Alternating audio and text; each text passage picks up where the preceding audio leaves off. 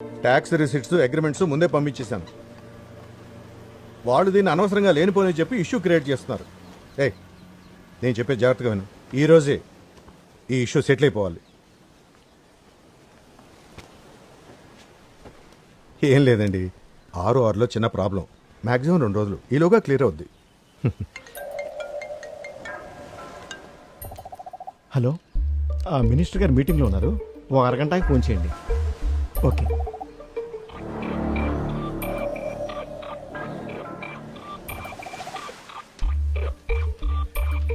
ఫస్ట్లోనే నేను మీ దగ్గరకు వచ్చి ఉండాల్సింది.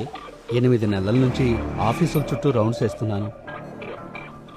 చూడు, మనం ఫాలో అవుతున్న ఈ బ్యూరోక్రసీ సిస్టంలో లెక్కలేనన్ని లూప్ హోల్స్ ఉన్నాయి కదూ.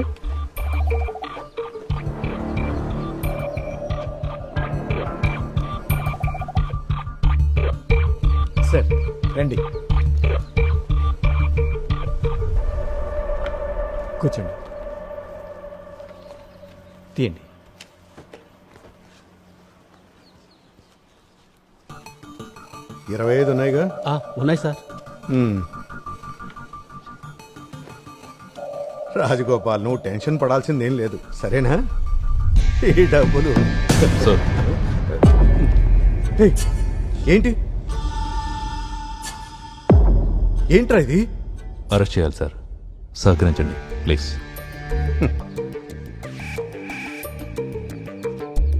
ఓ, industrial infrastructure corporation, TSRTC corporation, ఈ 2 ఖాళీగా ఉన్నాయి.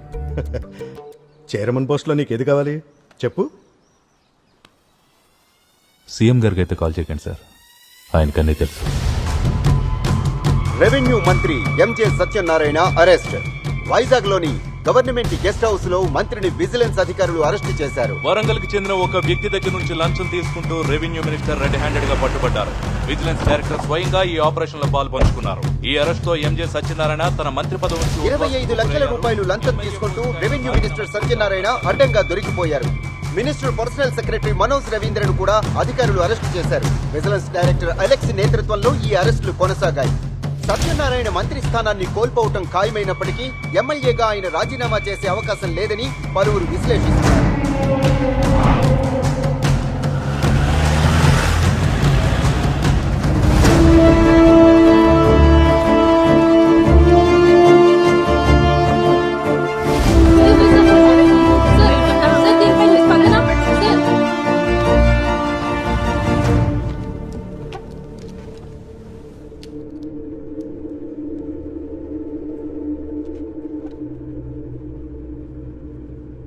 మేనిఫెస్టోలో మనం చేసిన ప్రధానమైన వాగ్దానం corruption free government, corruption free governance.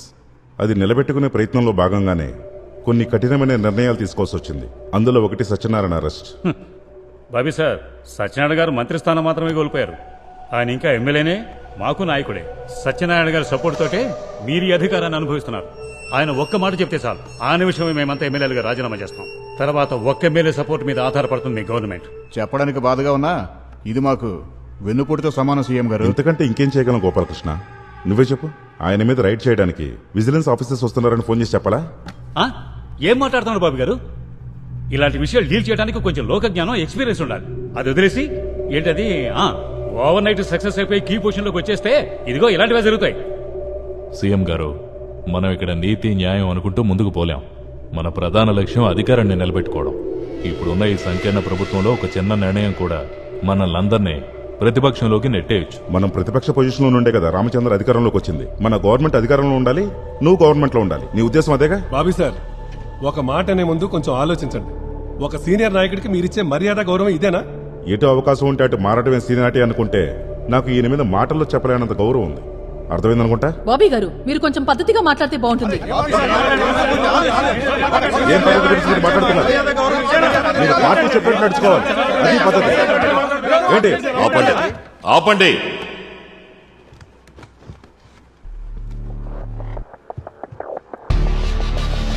Satyanarayana మీద మాత్రమే కాదు మిస్టర్ రామచంద్ర, మీ మీద కూడా చాలా కంప్లైంట్స్ ఉన్నాయి.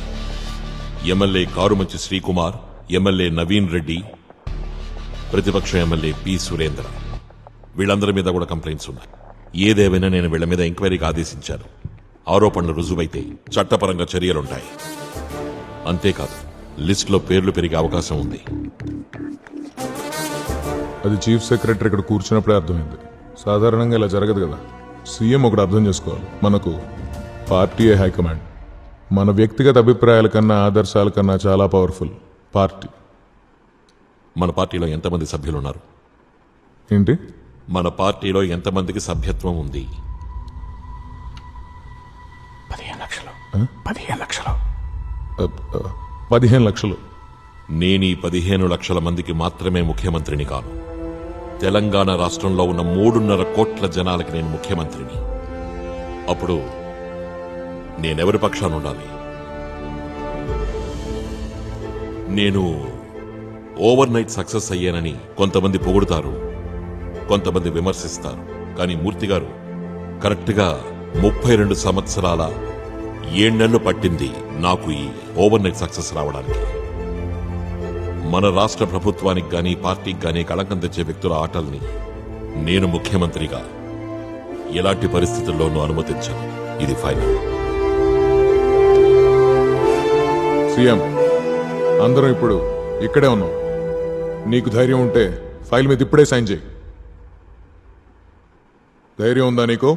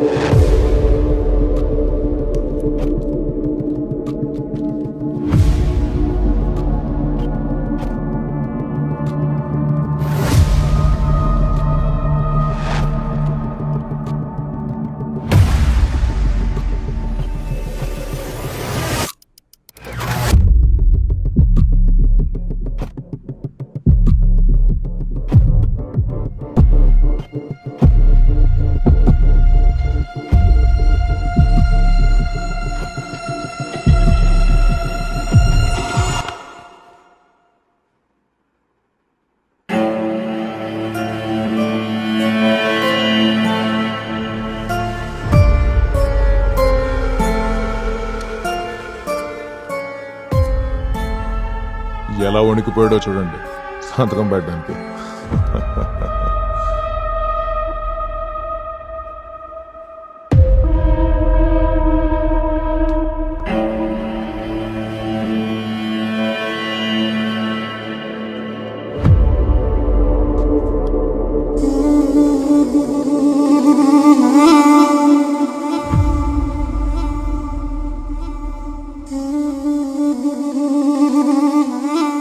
ఏంటి సార్?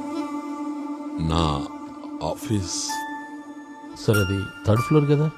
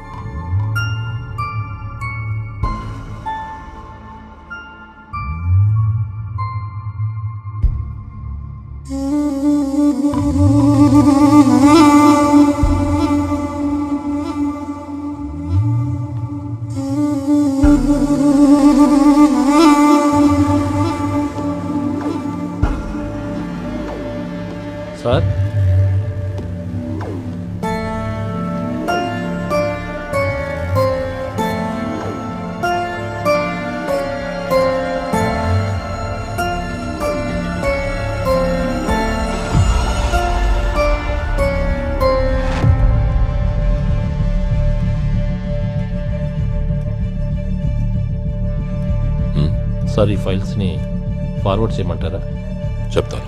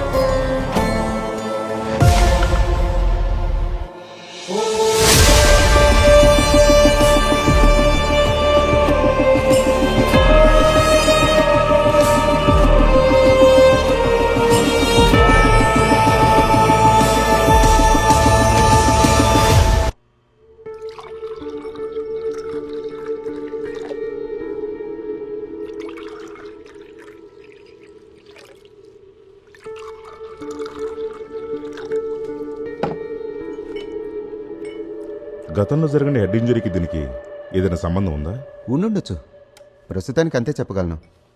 ఇంకా last time I saw him ఈ కండిషన్లో ఫేస్బుక్ పోస్ట్ పెట్టిన కుర్రాడి నాన్న హాస్పిటల్లో అడ్మిట్ అయిన సమయంలో ఆ రోజు కూడా చంద్రం హెడేక్తో సఫర్ అయ్యాడు. ఇప్పుడు వచ్చిన ప్రాబ్లం కూడా దానికి రిలేటెడ్ అయి ఉండొచ్చు.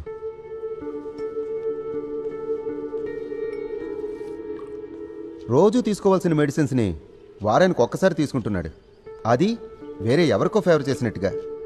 ఇదిగో టీ తాగు.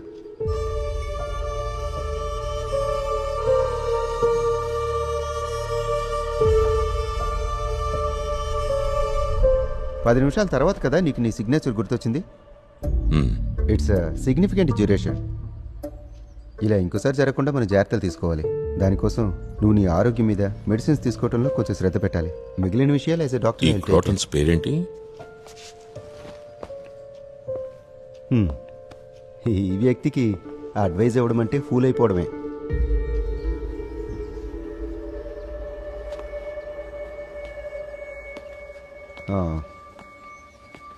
ఒక డీటెయిల్డ్ ఎవాల్యుయేషన్ చేయాలి. నువ్వు బిజీ అని నాకు తెలుసు. కాలేజీలో చదువుకుంటున్న కుర్రాడు వయసు కాదనేది.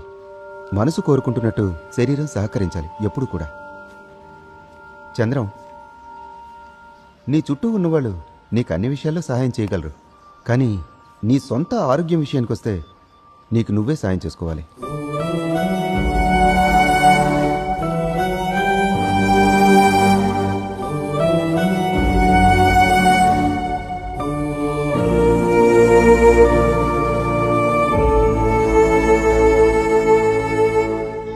అంకుల్, బ్రేక్ఫాస్ట్ చెయ్యొద్దు. 8 o'clock కల్లా మేము ఇంటికి వెళ్ళిపోవాలి. అబ్బాయి నిద్రలేచాడా? ఆహా, ఇంకా నిద్రపోతూనే ఉన్నాడు. కెనడా వెళ్లేలోపు ఇంకోసారి వచ్చి వెళ్తాం. బాబీ అని ఇక్కడికి వచ్చి వెళ్తున్నాడు అంకుల్. దాదాపు రోజు వస్తూనే ఉంటాడు. ఈ రోజు కూడా వచ్చాడు. చంద్రం బాబీ కలిసి డాక్టర్ని కలవడానికి వెళ్ళారు. అది నువ్వు హై స్కూల్లో చదువుకునేటప్పుడు చంద్రం ఓ రోజు అన్నీ మర్చిపోయాడు. మళ్ళీ ఇంకోసారి అలా జరగదని అనుకున్నాం. కానీ ఈ రోజు ఉదయం మళ్ళీ మర్చిపోయాడు. ప్రాబ్లం ఏం లేదని డాక్టర్ చెప్పాడు. కానీ అందరం ఇక్కడే ఉన్నాం కదా. నేను దూరంగా వెళ్ళిపోతున్నాను కదా అంకుల్. ఆయన కూడా అందరిలాగే పెళ్లి చేసుకుని ఉంటే నాకు టెన్షన్ ఉండేది కాదు. కానీ ఇప్పుడు అదెలా జరుగుతుంది? ఈ వివాహ జీవితంలోకి వెళ్ళటం అంటే సమస్యల్లో ఇరుక్కోవటమే అని చెప్తుంటాడు. ఇంకో పక్క అందరి సమస్యలు తెచ్చి నెత్తిన పెట్టుకుంటాడు. ప్రజా జీవితం అంటే అంతకంటే ఇంకేముంటుంది?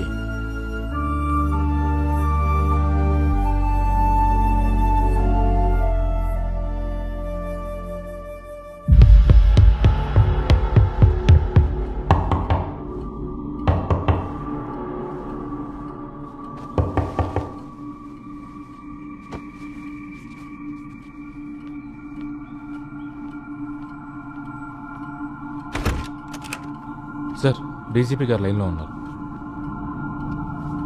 ఈ రోజు ఉదయం 6 గంటల సమయంలో ఈ ఫ్లైఓవర్ కుప్పకూలింది. కూలింది. ఫ్లైఓవర్ కూలిన ఆ సమయంలో కింద ఉన్న రోడ్డు మీద ప్రయాణిస్తున్న అనేక వాహనాల్లో కొన్నిటి మీద ఈ ఫ్లైఓవర్ శిథిలాలు పడ్డాయి. ఇప్పటి వరకు 12 మంది మరణించారని మనకందిన సమాచారం.